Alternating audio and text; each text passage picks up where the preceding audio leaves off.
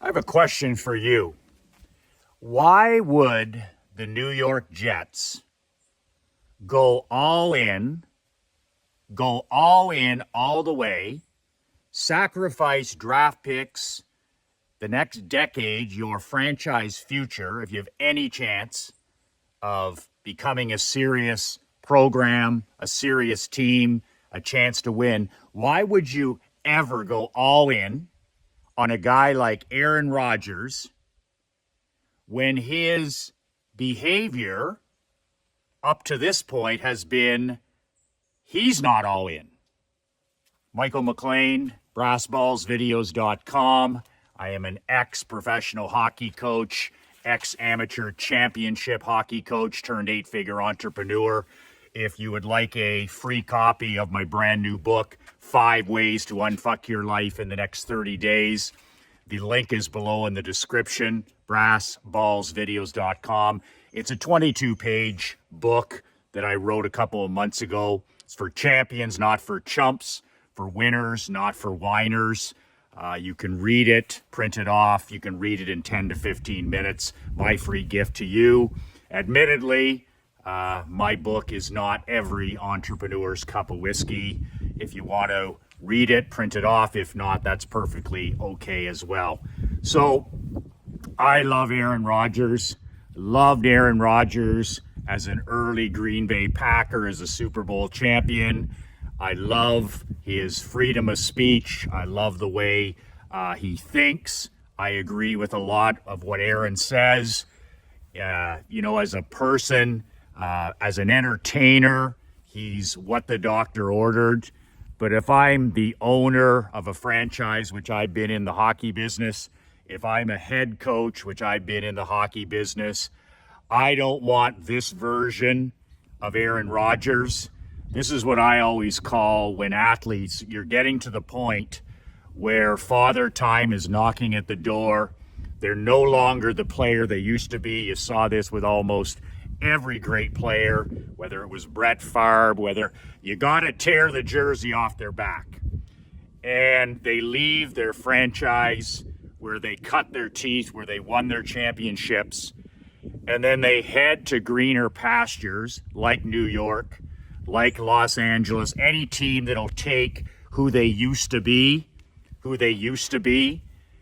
And what they do is the athlete, winning is no longer number one. You can't tell me, okay, if I own the Jets, if I'm Woody Johnson, or if I'm the general manager, or I'm the head coach who just got the pipe earlier this week, fired, you can't tell me by the actions of Aaron Rodgers that football is his main priority. These guys, they start to get to the end of the career. They see that father time is about to rip the jersey off their back. And all of a sudden, your quarterback, could be any player, it's more important now to build their career. These guys are thinking, okay, I want to be on television. I want to be on podcasts. I'm going to start building my brand after football. Don't think for a second, Aaron Rodgers has been building his brand, his after playing career brand. You see this with the guy in Kansas City. I mean, the thing about Tom Brady, I'll always say, is he didn't start building his announcer brand, his post-NFL life brand, until he squeezed every ounce of winning 7 Super Bowls out of his career. He was always about the main thing. When I coach my hockey players, some of these guys, when they're in their graduating year, I used to always come into training camp and I was watching to see we were able to carry a couple of overage athletes every year. And even at that age, 2021, when their amateur career is coming to an end, they're not going anywhere, I always watch to make sure that the main thing was still about the main thing. Were they still committed to winning a championship? That's all I cared about. I didn't care about what else they were trying to do. Was the main thing still the main thing? And as much as I love Aaron Rodgers, I mean, this guy, he's going to be something else on television. He's going to be something else in the entertainment business. He's smart. He knows what he's talking about. But right now, do I want this guy on my football team? No, I don't want him on my football team. And the fact of the matter is, sure, he's 40 years old. Sure, he got injured last year. But football's no longer the main thing. And how can I say that? Well, first of all, you're coming off a year-long injury. Your first year with a new franchise. This isn't Green Bay anymore. But let's just take a look at his actions, not his words. And this applies to any employee you have, any COO, anybody in your world who's going lame on you. And what I mean by going lame is they're no longer about the main thing. They're no longer about winning a championship or building your business or winning at whatever you're competing at. It's no longer the main thing. So Rodgers comes off, he's rehabbing. 3 snaps his first year. You're paying a 40-year-old quarterback. He's 3 snaps in. And his offseason, it's all about everything but football. I mean, he's talking about running as vice president with a political candidate. He's traveling all over the world. He went home during last season. Like, that was a big red flag for me. When he decided to leave New York. I'm not going to stay in New York with my teammates. I'm going to go home to California, and I'm going to do my rehab there because that's the best for me. And I'm like, no, I don't think it is. That's a big red flag that unless everything goes your way, you'd rather be at home. You can work on your career. You can be on podcasts. You can everything but the main thing. So he heads home and he shows up for games and that, but he's not part of the team. He's not his recovery. Here's a guy who should have been there every day in the facility. He should have been mentoring the backup quarterback. He should have been working with the offensive coordinator. He should have been working with the head coach. No fucking way. I'm going to go home to Cali. And he did. I mean, those guys, they put on the knee pads to bring him there. And another red flag for me is, why the hell do you want to leave one of the greatest franchises in history, the Green Bay Packers, an absolute privilege to play for that franchise, for that community, for those fans, and you want to go to the Jets? You want to go play. It wasn't like Bill Belichick was calling you at the Patriots. It wasn't like Andy Reid. It wasn't like Sean McVay was calling you. The Jets.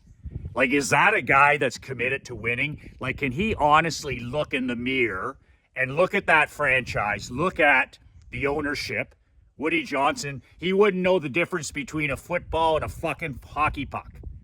And, oh, well, they got this great defense. And are you kidding me? You look in the mirror and you think you're going to be the difference. You think that you can compete for Super Bowls? Absolute joke. Absolute joke. He just wants to be in the city of New York. That's what he wanted. If he can't be in LA, he wants to be in New York. If it has to be the Jets, it has to be the Jets. So you piss away 1 year, and now you're into the second year, and you're still putting the knee pads on. Another red flag. Mandatory team off-season workouts. I'm sorry. I'm such a leader. I'm not going to go to those. I'm going to travel around Egypt or Europe or wherever the fuck he was. And you call yourself a leader. You call yourself a future Hall of Famer. You only played 3 snaps.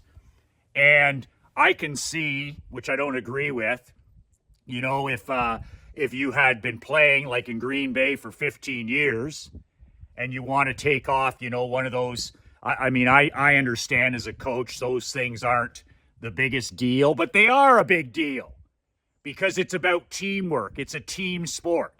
And your absence cries, I'm not all in.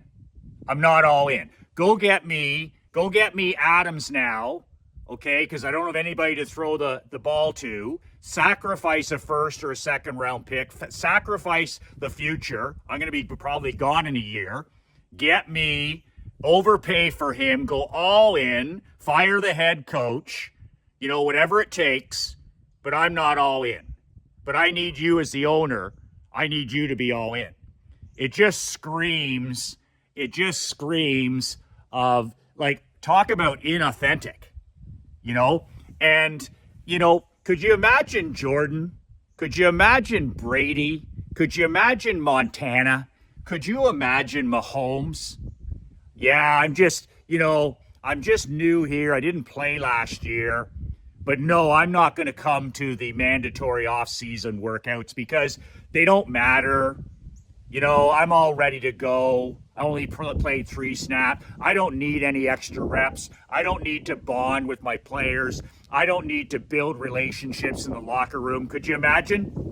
And then these goofy media guys who've never, they couldn't coach a one-car organize or coach a one-car parade. And they're like, oh, it doesn't matter. Do you think it really matters if he showed up for, you know, mandatory workouts in July or whatever? Yeah, it does matter. It does matter. The greats knew it mattered. And if you love football, if you love fucking football, if you're obsessed with winning, like the Michael Jordans, like the Wayne Gretzky's, like the Tiger Woods, like, you know, the Tom Brady's, like the Kobe Bryant's, you can't get those guys off the court. You can't get those guys off the field. You know, the Caitlin Clarks, they've got greatness, but a big part of their greatness is they're not just passionate about the sport, they're obsessed with the sport. And they're obsessed about being the greatest of all time. They're obsessed about winning multiple championships. They're obsessed about building a legacy as a champion. And he's got none of that. He's more obsessed now with his career after football. And, you know, I don't blame Rodgers at all. I mean, are you kidding me? You're willing to trade for me, bring me into your team. I'm 39, I'm 40 years old. I'm not really committed to football anymore, as you saw my last couple of years. They couldn't get him out of Green Bay soon enough. They'll never say that, but LaFleur and those guys are like, holy fuck, get him out of here. Get him out of here. Uncoachable. And then, you know, you have a chance to build the next whatever, but you're not going to win anymore with a guy like that. He's gone completely lame on you in Green Bay. And if somebody's dumb enough to take him, but I don't blame Aaron Rodgers. I mean, he can't believe it, right? Oh, of course the Jets are going to take me. They still think that I still have something left in the tank. But, oh, man, it's just a train wreck when you bring those guys in because the main thing is no longer the main thing. The business lesson in this has always been to me, and I learned this in coaching, and I applied it to business, is every employee eventually goes lame. Every vendor goes lame. Every consultant goes lame. Like, I don't care who they are. And I'm always on the lookout for this when the main thing isn't the main thing anymore. Where all of a sudden, they're not passionate and they're not obsessed. They're not obsessed with it anymore. And the second somebody in my world is not obsessed with what I'm paying them to be obsessed about, I just curate them, I swift sword them, and I cut them the hell out of my life.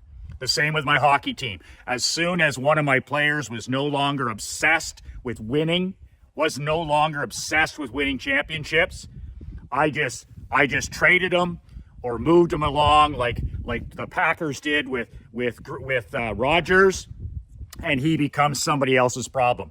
I got their best years when they were obsessed. You can have them now that the main thing is no longer the main thing. You can deal with all his extracurricular activities. The fact that being on Pat McAfee is more important than studying extra. Or that when the team starts to lose, well, the coach has got to be fired. Or, we've got to bring in Adams. It's so funny too, because, you know, that head coach deserves to be fired.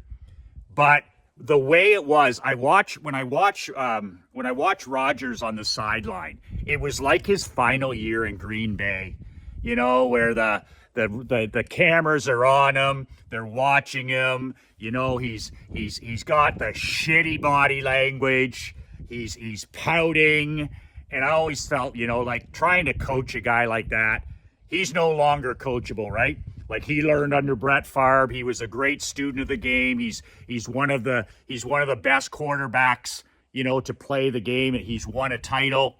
But now he's at the point where it doesn't matter who coaches that guy. It's like, fuck you.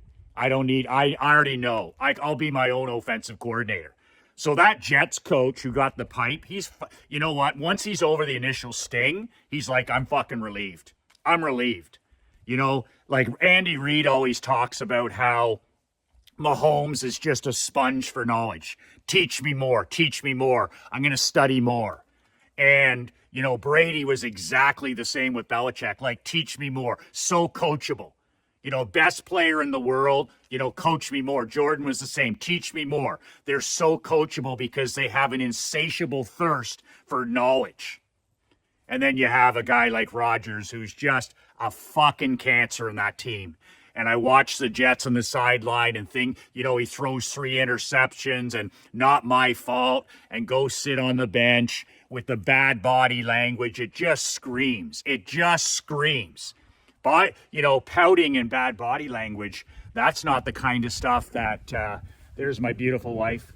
That's not the kind of stuff that is like, you know, silence. That just screams to all the other players, and it screams to younger players. And just having that energy around, that low frequency energy for a head coach must be absolutely crippling. So the Jets have nobody to blame but themselves. Woody Johnson has nobody to blame but himself. He didn't have the experience. These guys fall in love with these has-been players. They fall in love with these guys who become bigger than the team. You see it in LA with LaVictum. You know, like he can still play the game, of course, and Rodgers can still play, but it's all the other horse shit that they bring with them. My kid, can you draft my kid now?